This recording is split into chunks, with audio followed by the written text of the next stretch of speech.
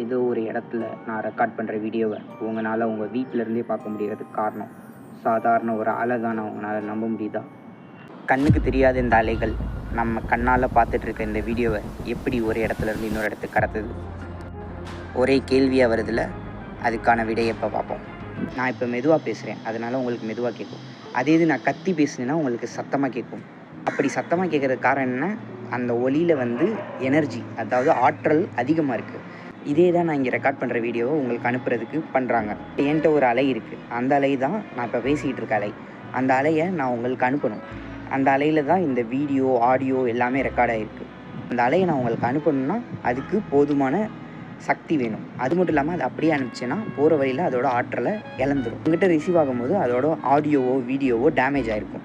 என்ன பண்ணுவாங்கன்னா, இந்த அலையை, அதாவது நான் பேசின அலையை வேறு ஒரு அலை, ஒரு டம்மி அலைன்னு வச்சுக்கலாம், அதில் வந்து அதிகமான சக்தியோடு இருக்க ஒரு அலையை எடுத்து இதோடு சேர்ப்பாங்க.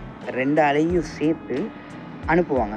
அனுப்பும் போது உங்களால் வந்து எந்தவித லாஸும் இல்லாமல் நான் பேசுகிறதையும் என்னோடய வீடியோவையும் கிளியராக பார்க்க முடியும்.